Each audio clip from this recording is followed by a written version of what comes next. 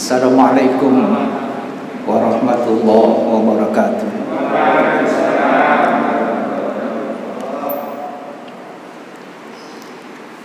Alhamdulillah, alhamdulillahilladzi arsala rasulahu bil huda wa dinil haq, arsalahu basyiran wa nadhiran wa da'iyan ilallahi bi'idnihi wa sirajan munira.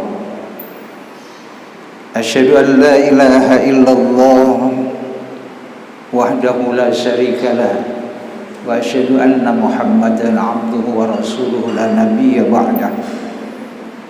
Allahumma salli wa sallim wa barik ala hadzal nabiyyil karim abdika wa rasulika Muhammadin wa ala alihi wa ashabihi wa man tabi'ahum bi ihsanin ila yaumiddin. Rabbi shrah li sadri wa yassir li amri wa hlul 'uqdatam min lisani yafqahu qawli, amma ba'd. Ma'asyiral muslimin, jamaah salat maghrib Masjid Al-Furqan yang dirahmati Allah Subhanahu wa taala. Puji syukur marilah kita panjatkan kehadirat Allah. Sampai dengan detik ini kita masih diberi umur panjang oleh Allah Subhanahu wa taala. Sehat walafiat jasmani dan rohani kita. Iman masih melekat di dalam lubuk jiwa kita, dan Allah masih tetap membimbingnya dengan hidayah, sehingga kita ringan kaki kita untuk melangkah memenuhi panggilan Allah Subhanahu wa taala salat maghrib berjamaah, dan kita lanjutkan untuk bertaklim. Mudah-mudahan setiap langkah kita mengampunkan dosa-dosa kita, dan setiap langkah kita mengangkat derajat kita di sisi Allah Subhanahu wa taala. Amin ya rabbal alamin. Salawat serta salam semoga tetap tercurahkan kehadiran junjungan kita Nabi besar Muhammad sallallahu alaihi wasallam beserta keluarga dan para sahabatnya serta umatnya yang setia melaksanakan ajarannya ila yaumil qiyamah. Ma'asyiral muslimin, jamaah yang dirahmati Allah Subhanahu wa taala. Pada malam hari ini biasanya ngaji apa ini, Pak? Ngaji apa, Bu? Yang biasanya kita kaji adalah kitab Riyadhus Shalihin, kumpulan hadis-hadis Rasulullah sallallahu alaihi wasallam yang berkaitan dengan akidah dan akhlak. Malam hari ini, karena sekarang ini bulan apa? November ini. Bulan apa lagi? Rabiul Awal. Bulan apa, Bu? November. Bertepatan dengan bulan Rabiul Awal 1442 Hijriah. Bulan Rabiul Awal itu sebetulnya ada 3 peristiwa besar di dalam kehidupan Rasulullah sallallahu alaihi wasallam. Peristiwa yang pertama adalah lahirnya Rasulullah sallallahu alaihi wasallam, yang biasa kita peringati dengan peringatan apa? Maulidun Nabi. Kemudian yang kedua, peristiwa hijrah Rasulullah sallallahu alaihi wasallam dari kota Mekah ke Madinah, itu juga terjadi di bulan Rabiul Awal. Kemudian peristiwa yang ketiga di bulan Rabiul Awal itu adalah wafatnya Rasulullah sallallahu alaihi wasallam. Tetapi kelaziman kita di bulan Rabiul Awal yang kita peringati adalah kelahiran Rasulullah sallallahu alaihi wasallam. kelahiran Rasulullah sallallahu alaihi wasallam itu sebelum lahir, di mana lahirnya? Yang jelas tidak di Kutisari, di Mekah. Jadi kelahiran Rasulullah sallallahu alaihi wasallam di Mekah. Jauh sebelum kelahiran Rasulullah sallallahu alaihi wasallam itu sudah diumumkan oleh Allah Subhanahu wa taala. Ini bedanya dengan kita ini. Atau ini. Ya. Atau bedanya niku atau. Jadi Rasulullah Muhammad sallallahu alaihi wasallam jauh beribu-ribu tahun sebelum kelahirannya itu sudah dikabarkan oleh Allah Subhanahu wa taala. Di mana Allah kabarkan? Di kitab-kitab para nabi sebelum Rasulullah sallallahu alaihi wasallam. Itu sudah dikabarkan. Kalau di dalam Al-Quran disebutkan bahwa wa idh qala Isa bin Maryam ya bani Israila inni rasulullah ilaikum musaddiqan lima baina yadayya minat taurati wa mubassiran bir rasuli ya'di min ba'di ismuhu Ahmad. Jadi sudah dikabarkan di zaman Nabi Isa itu juga sudah dikabarkan bahwa kelak itu juga akan lahir. Nabi Ibrahim alaihissalam juga mendoakan nanti di kalian itu akan lahir Rasul dari kalangan kalian sendiri. Itu bedanya yang pertama. Jadi jauh sebelum maulid Nabi itu sudah dikabarkan tentang kelahiran Rasulullah sallallahu alaihi wasallam. Ini tapi kalau membahas tentang cerita Nabi, sirah Nabi itu sampai subuh nggak cukup. Ya napa kira-kira? Terlalu besar, terlalu banyak peristiwa yang memberikan pelajaran pada kita. Dan juga yang menceritakan ini juga terlalu bodoh, tidak pantas.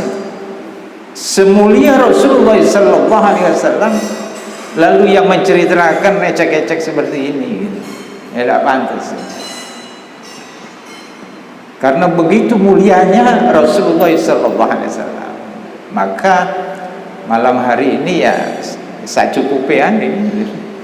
Sudah cukup kira-kira? Sudah cukup ya, disudahi ya, disudahi. Yang jelas Allah Subhanahu wa taala di dalam Al-Qur'anul Karim berfirman, wa ma arsalnaka illa rahmatan lil alamin, bahwa kelahiran Rasulullah sallallahu alaihi wasallam itu menjadi rahmat bagi seluruh alam. Artinya apa? Membawa nikmat besar bagi kita. Jadi kelahiran Nabi itu merupakan nikmat yang besar. Nah, ini dulu kita pahami. Kalau ini kita tidak pahami, maka kita tidak merasa bersyukur akan kelahiran Rasulullah sallallahu alaihi wasallam. Karenanya kita ini dianjurkan di dalam tuntunannya ketika disebut Muhammad, kita jawab apa? Sallallahu alaihi wasallam. Itu sudah bagian dari syukur kita, kegembiraan kita akan kelahiran Rasulullah sallallahu alaihi wasallam. Dan ini nikmat besar. Kalau bagi ibu-ibu luar biasa nikmat ini. Apa nikmat bagi ibu-ibu misalnya? Dulu andai kata Rasulullah tidak lahir ke dunia, ibu-ibu tidak ada. Paling ya tidak banyak. Karena apa? setiap lahir anak perempuan dia akan dikubur hidup-hidup. Luar biasa itu, ya. Makanya ini satu nikmat besar bagi perempuan, kelahiran Rasulullah sallallahu alaihi wasallam memberantas semua itu.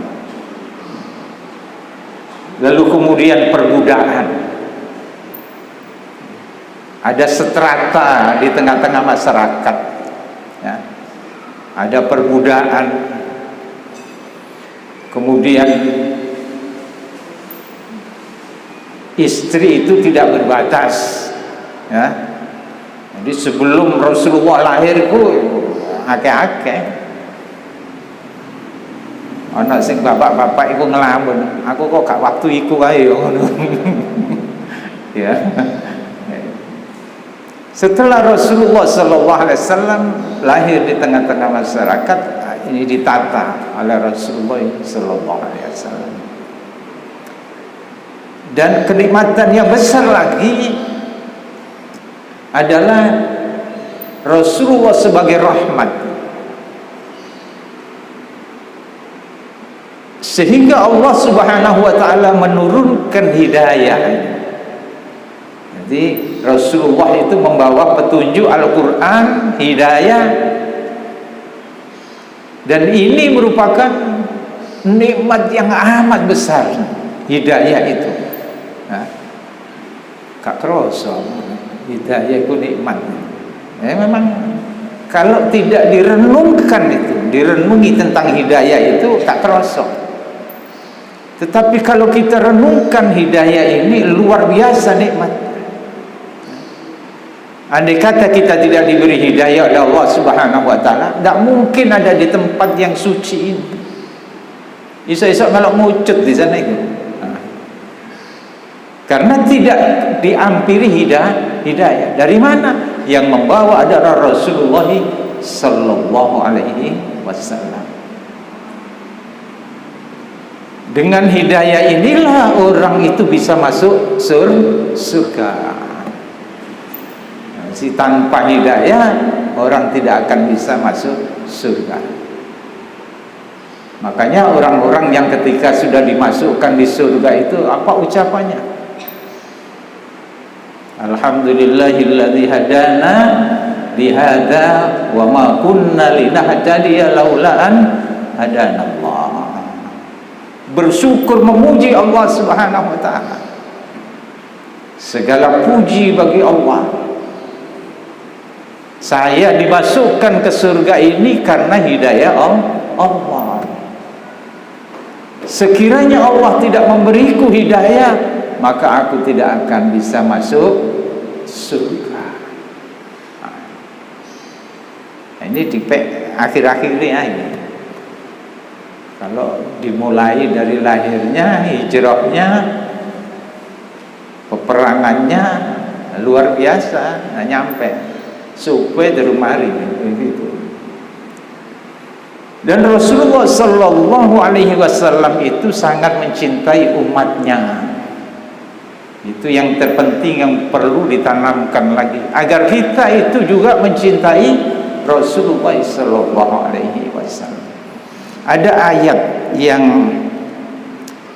sering dibaca ketika kita itu membaca diba, ya, sebelum Mahalul Qiyam itu, lalu di sana juga dibacakan di dalam surat Taubah, At-Taubah ayat 128. Insya Allah semuanya hafal, ya. Tidak ada yang bawa Al-Quran, ya. Insya Allah semuanya hafal, ya. Kecuali yang turun. Nah, ternyata yang belum banyak. A'udzu billahi minasyaitonir rajim. Laqad ja'akum rasulun min anfusikum azizun 'alaihi ma anittum harisun 'alaikum bil mu'minina raufur rahim. Ini Allah yang berfirman bahwa dikabarkan kepada manusia sesungguhnya telah datang, ini wara-wara Allah, seorang rasul kepada kalian. Jadi sudah datang kepada kalian itu seorang rasul. Dari mana itu? Dari kalangan kalian sendiri. Jadi tidak asing, dari kalangan kalian sendiri, agar bisa diterima oleh komunitas itu. Kalau dari luar ini biasanya ditolak.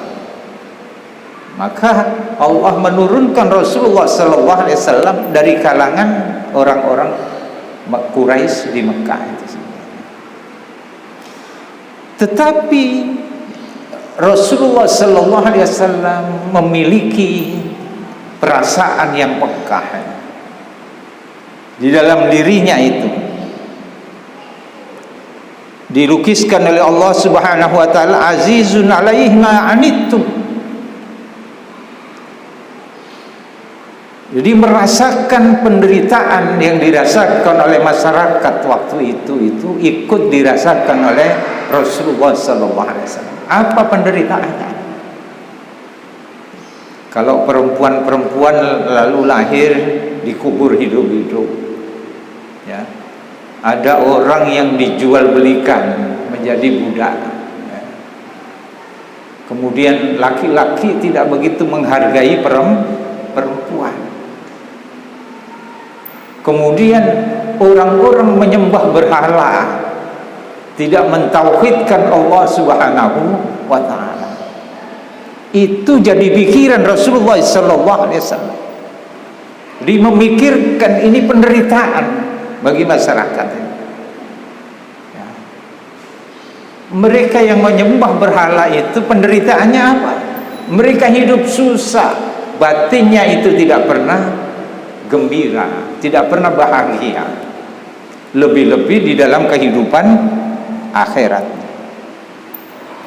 Harisun alaikum bil mu'minina raufur rahim. Kemudian Rasulullah sallallahu alaihi wasallam itu sangat menginginkan keselamatan. Jadi melihat masyarakat Quraisy yang seperti itu, Rasulullah sallallahu alaihi wasallam menginginkan orang-orang itu tidak tersesat, agar semua kelak itu masuk surga. Jadi Rasulullah itu begitu sayang dan cintanya itu ditutup di dalam ayat ini, bil mu'minina raufur rahim, amat belas kasih dan penyayang terhadap orang-orang yang beriman. Sampai-sampai Rasulullah SAW itu merasa bersedih kalau sampai umatnya itu kelak tidak sampai masuk surga. Karena Rasulullah diutus itu sebagai rahmat yang bisa mendatangkan kasih sayang Allah Subhanahu wa taala di kalangan manusia. Tetapi kenyataannya pernah Rasulullah sallallahu alaihi wasallam itu menyampaikan kepada sahabat-sahabatnya, kullu ummati yadkhulunal jannah illa man aba. Jadi Rasulullah pernah bersabda di hadapan para sahabatnya, beliau mengatakan bahwa tiap-tiap umatku itu akan masuk surga, kecuali yang enggan masuk surga. Kalau ditanya, semua manusia itu pasti mendapatkan masuk surga. Tidak ada manusia yang tidak mendapatkan masuk surga. Sejelek apapun manusia di muka bumi ini, kalau ditanya, kon kepingin mlebu swarga pun neraka, kira-kira jawabnya apa? Surga. Seburuk apapun kelakuan itu, nek ditakoni mesti kepingin mlebu swarga. Jadi motonya itu urip nok donya foya-foya nek mati mlebu swarga. Jadi milik enak itu. Dikatakan Rasulullah sallallahu alaihi wasallam, semua umatku itu akan masuk surga kecuali yang enggan. Ini membuat para sahabat itu tercengang melihat ini, mendengarkan sabda Rasulullah sallallahu alaihi wasallam. Kok ono ya wong sing gak gelem mlebu swarga? Aneh bin ajaib. Padahal kalau dilukiskan tentang keindahan surga, kenikmatan di dalam surga, sebagaimana ketika malaikat Jibril alaihi salam diperintahkan oleh Allah Subhanahu wa taala, wahai Jibril, lihatlah ciptaanku, surga itu. Maka dilihatlah oleh malaikat Jibril. Lalu malaikat Jibril kembali menghadap Allah Subhanahu wa taala, wahai Allah, demi kemuliaanmu wahai Allah, sekiranya manusia itu tahu tentang keindahan kenikmatan surga, maka semua manusia itu ingin masuk surga. Awak dewi kira mergo durung ngerti ya swarga. Maka nenek mursal ya diterusno mursal. Wayahe semestinya sholat dia tidak sholat. Karena apa? Karena tidak ngerti surga. Jadi malaikat Jibril ketika disuruh melihat surga itu begitu. Andai kata manusia tahu tentang keindahan surga, kelezatan surga, maka semua manusia ingin masuk surga. Wis opo ae dilakoni lah, pokoke mlebu swarga. Lalu kemudian malaikat Jibril disuruh melihat neraka. Disuruh melihat neraka. Wahai Jibril, lihatlah ciptaanku, neraka. Setelah dilihat oleh malaikat Jibril alaihi salam, malaikat Jibril menghadap Allah Subhanahu wa taala mengatakan, wahai Allah, sekiranya manusia tahu tentang keadaan neraka yang amat dahsyat seperti itu, maka tentu manusia tidak ingin sampai masuk ke neraka. Saat ini itu banyak melanggar itu karena belum tahu neraka. Lalu kemudian kembali lagi melihat surga. Surga keadaannya sudah berubah oleh Allah Subhanahu wa taala, dikelilingi oleh sesuatu yang tidak disuka oleh manusia. Jadi dipagari oleh sesuatu yang membuat manusia itu tidak suka.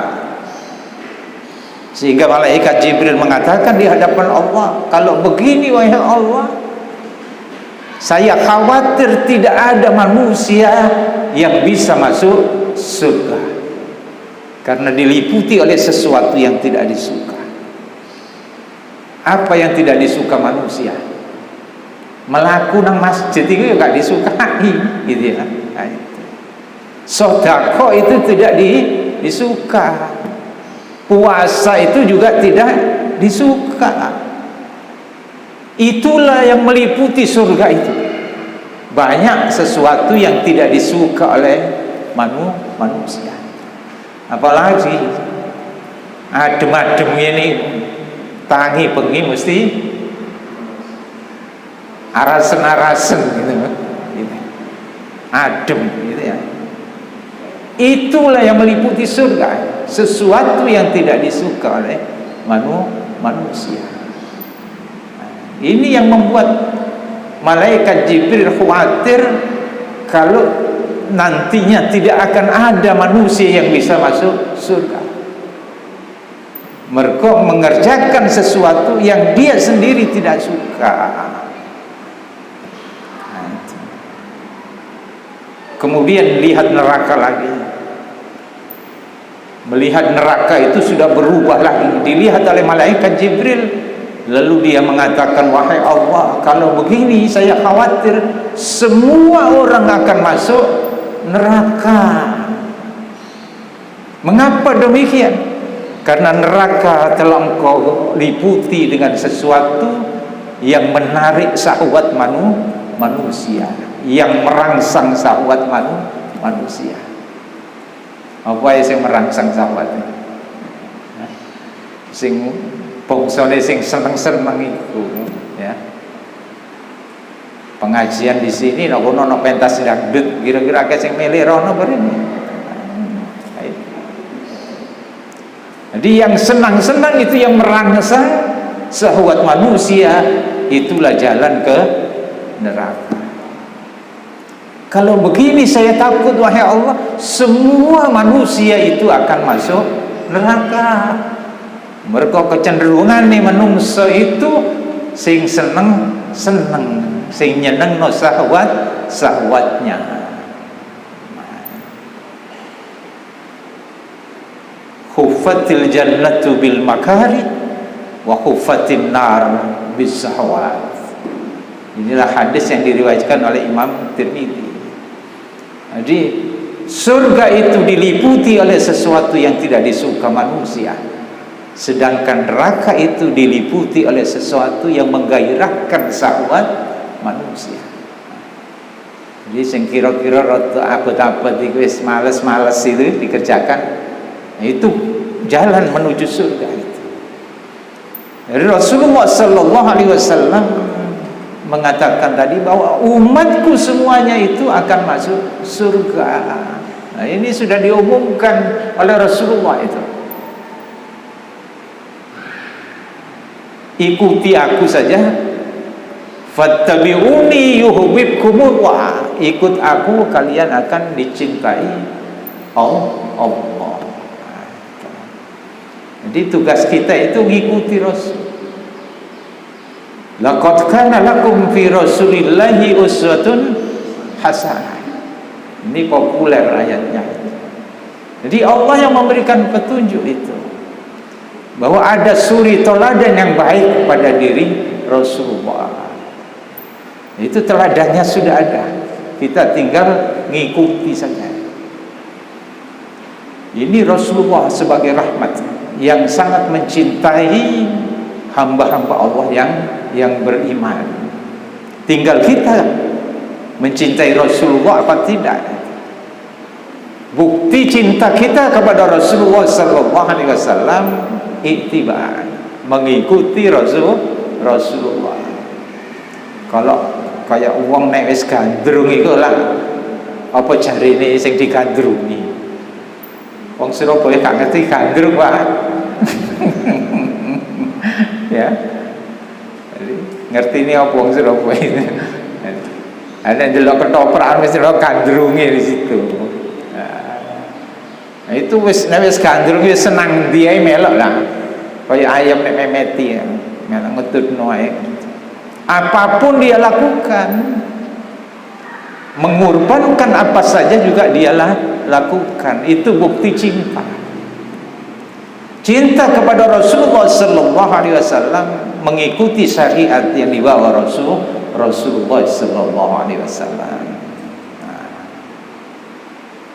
Kemudian apalagi banyak hal, mengorbankan apa saja yang kita miliki untuk Rasulullah dan mempertahankan agama Allah Subhanahu wa taala.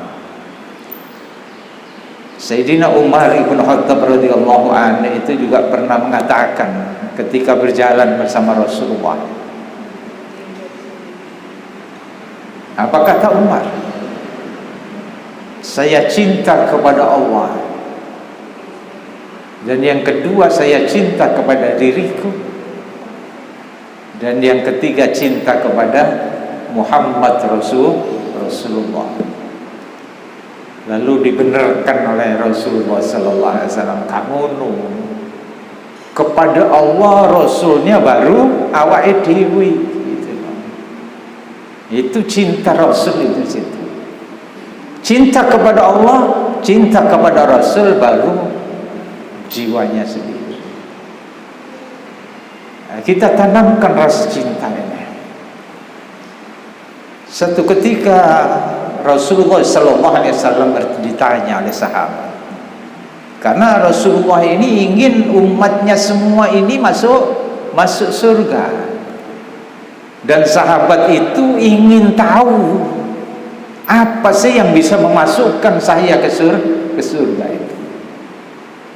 Maka bertanya kepada Rasulullah SAW di dalam sebuah hadis ini dikatakan bahwa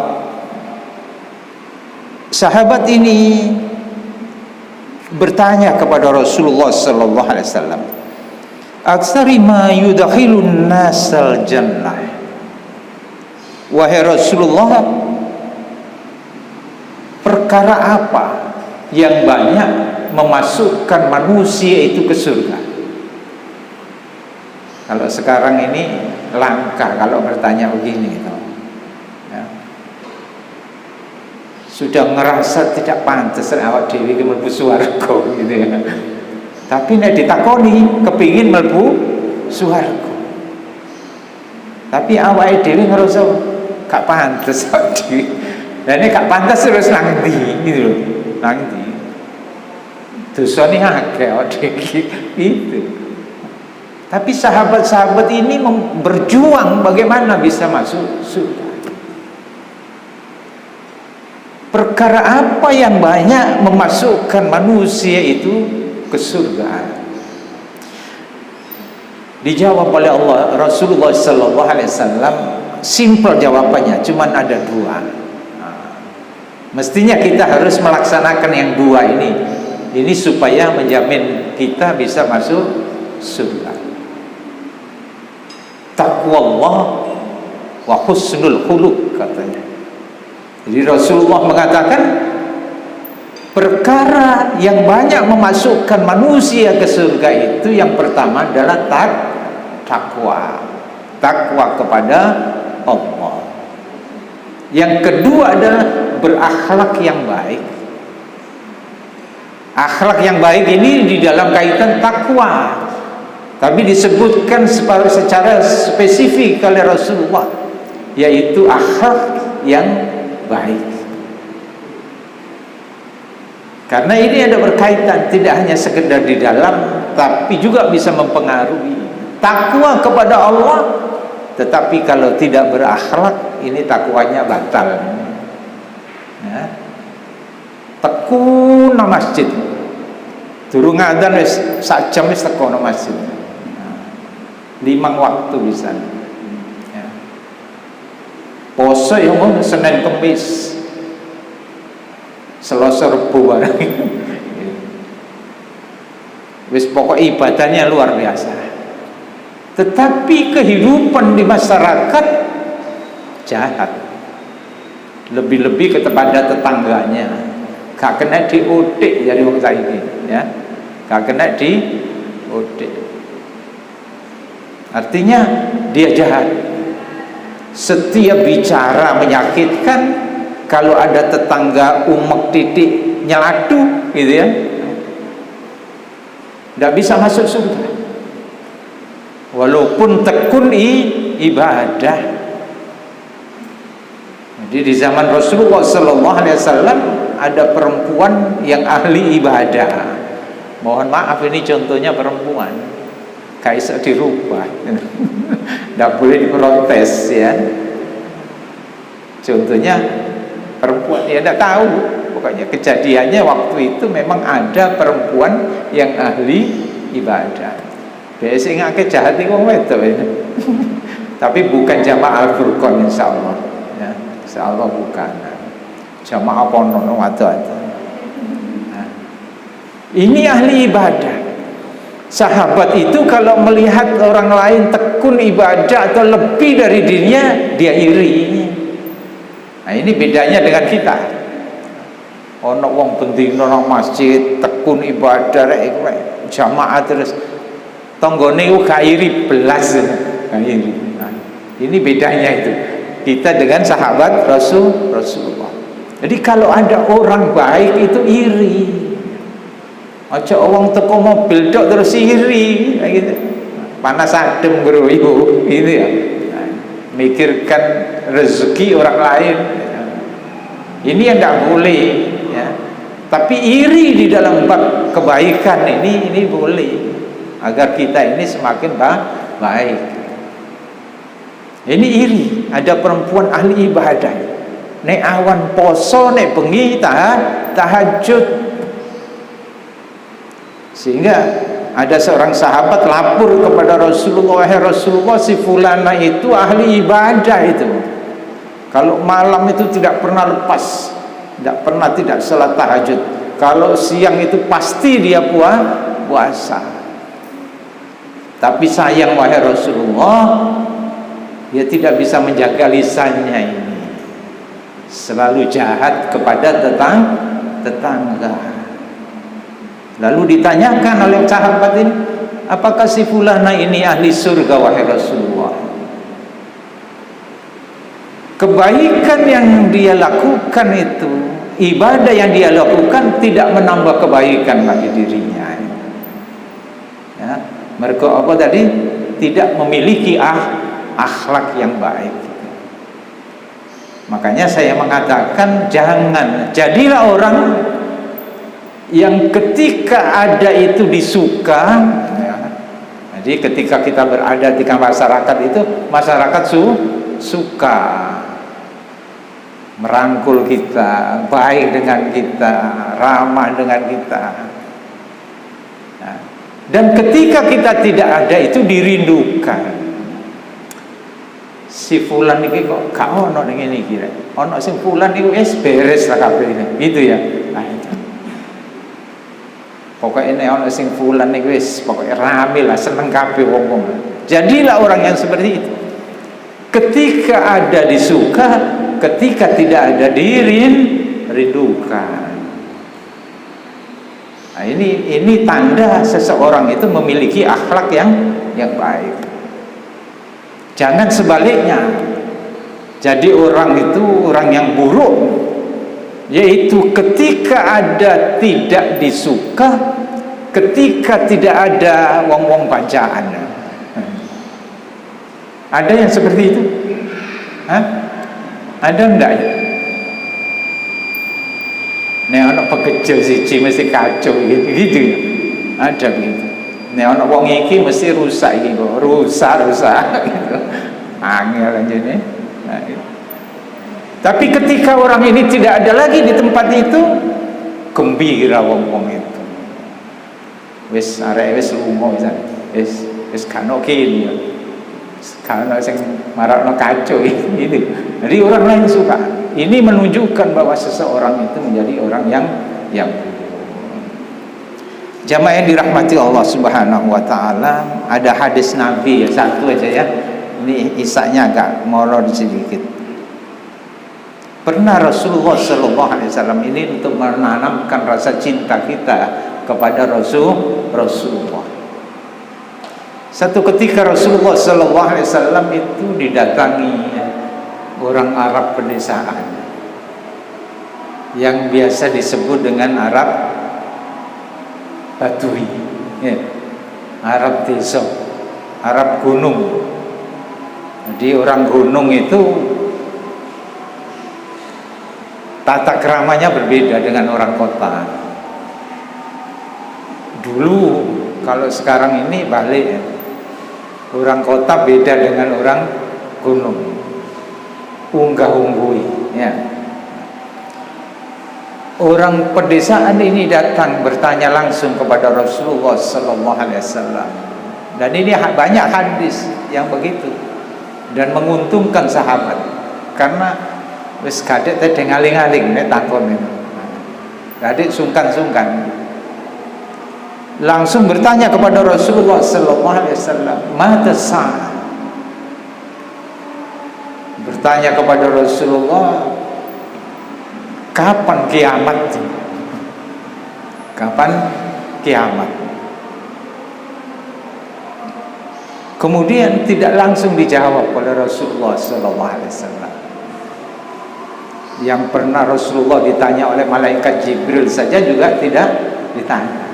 Yang nanya dan yang ditanya podo ae, gak ngerti ini. Ini ada orang desa tanya tentang kapan kiamat. Ya, Rasulullah sallallahu alaihi wasallam juga menjawabnya juga tidak, oh hari ini kapan besok, itu enggak. Di balik jawaban Rasulullah sallallahu alaihi wasallam, ma'addat talaha.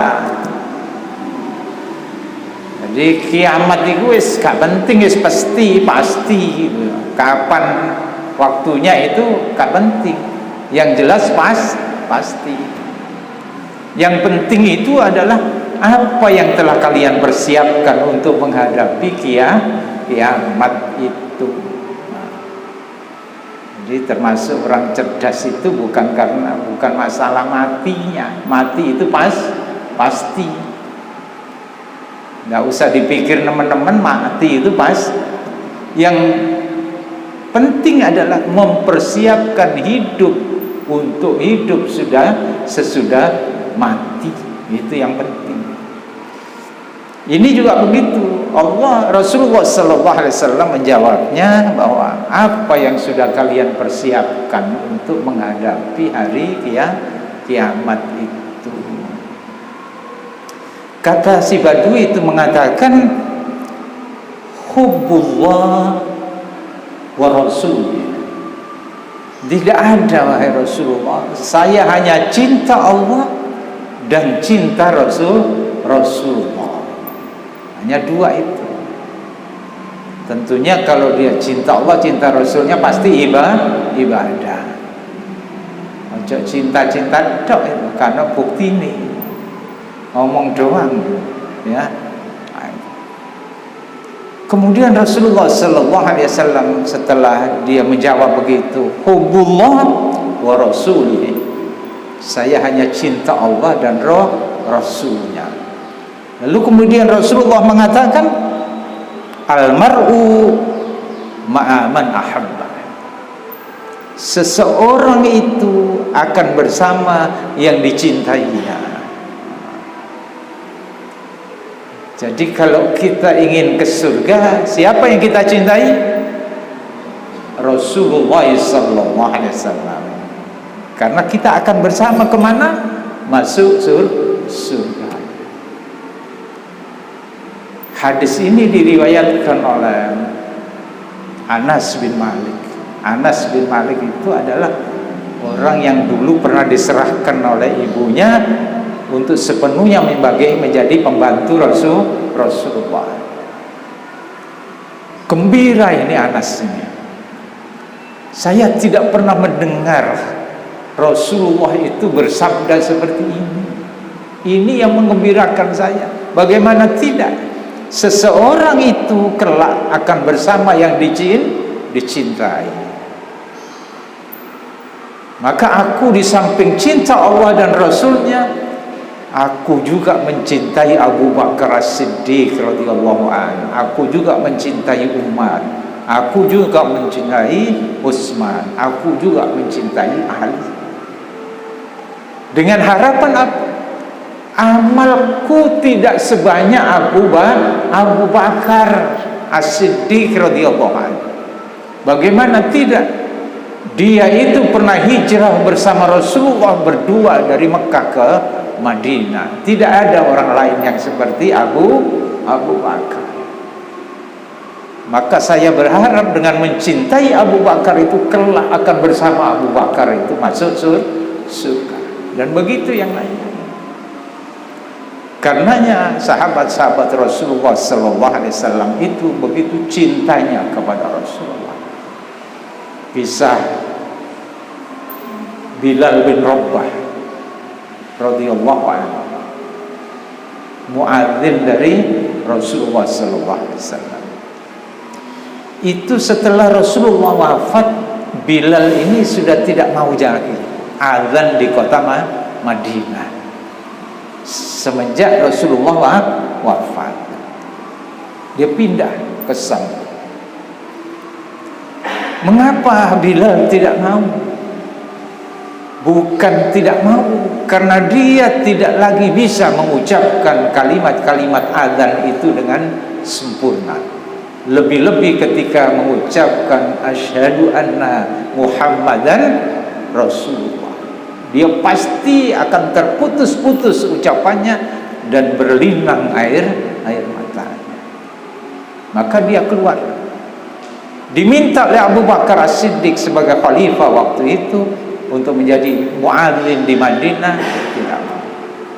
Saya adalah muadzinnya Rasulullah sallallahu alaihi wasallam, dan tidak tahan, saking begitu cintanya terhadap Rasulullah, sehingga ketika menjemput nama Rasulullah Muhammad sallallahu alaihi wasallam, dia tidak mampu. Dia keluar kota. Lama kemudian diminta oleh Umar ibn Khattab radhiyallahu anhu untuk kembali ke Madinah. Rupanya si Bilal ini kangen dengan Madinah. Dia terima tawaran itu, dia berkunjung ke Madinah untuk berziarah, karena beberapa kali mimpi Rasulullah sallallahu alaihi wasallam. Karena mimpinya itulah lalu kemudian mengantarkan Bilal untuk berangkat ke Madinah. Dia ambil kudanya, dia persiapkan perbekalannya, dia naiki di selama perjalanan menuju Madinah, tidak pernah kering matanya itu dari linangan air mata, karena begitu terharu dan mengingat Rasulullah sallallahu alaihi wasallam. Sesampai di Madinah, terdengar oleh cucu-cucu Rasulullah sallallahu alaihi wasallam ketemu dengan Bilal, meminta mereka itu supaya Bilal adzan. Bilal tidak mampu menolaknya itu, mengingat ini cucu Rasulullah. Maka Bilal azan di Madinah. Ketika masyarakat Madinah mendengar suara Bilal, mereka berduyun-duyun ke masjid Rasulullah sallallahu alaihi wasallam.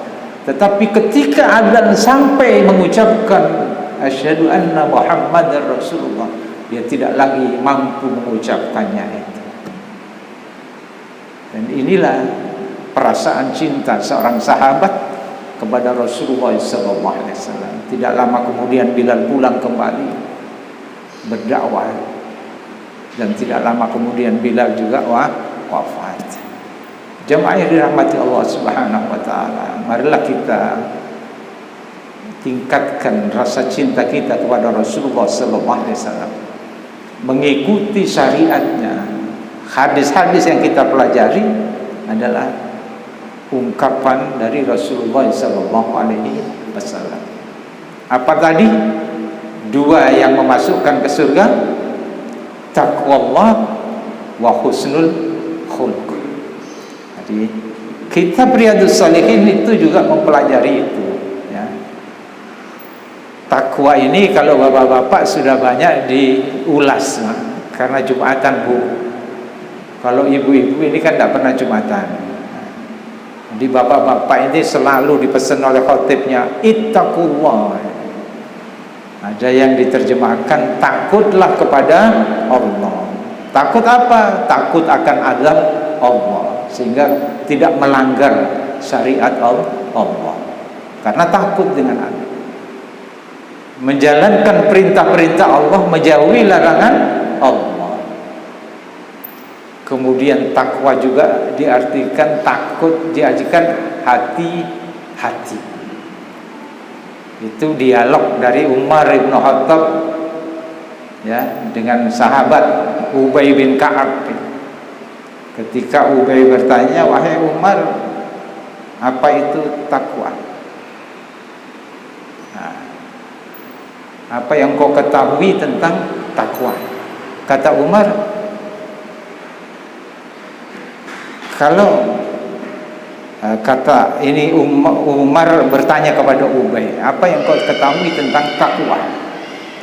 Lalu Ubay mengatakan, kalau engkau berjalan dan di jalan itu banyak duri, apa yang kamu lakukan?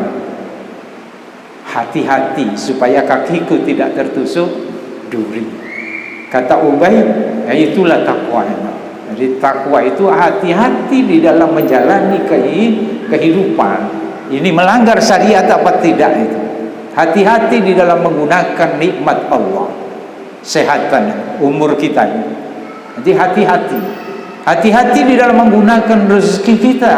Kita pergunakan untuk apa ini? Segalanya kita perlu kehati-hatian, jangan sampai melanggar tata aturan Allah atau sesuatu yang tidak dikehendaki oleh Allah Subhanahu wa taala. Kemudian yang keempat, takwa itu bisa dikatakan mampu menghadirkan Allah di dalam dirinya. Ya, menghadirkan Allah di dalam dirinya. Contohnya aja begini. Ketika puasa panas terik itu, lalu masuk rumah kita, nggak mungkin kita akan menuju dapur atau buka kulkas, ya kan? Nah, ngelak, nek luwe ini ngono enggak, ngelaki, jadi kan panas gitu ya. Yang kita tuju adalah kamar kita. Kamar kita nyalakan AC-nya, kipas angin kita nyalakan. Lalu kamar kita kunci, pintu rumah kita kunci, kamar kita kunci. Ternyata di kamar itu adalah minuman ono es geronjong. Bayang nol ya, panas-panas ono es geronjong gitu ya, nah, ada makanan lezat itu, gulai, sop iga, macam-macam itu yang segar-segar. Kira-kira kita makan apa enggak? Nah, pintu rumah kita kunci, pintu kamar kita kunci, tidak ada orang lihat. Ono es geronjong, ambek gulai, ambek sop iga, sop buntut. Mengapa kita tidak mau minum di situ? Mengapa kita tidak mau makan? Karena kita sadar bahwa Allah itu melihat kita.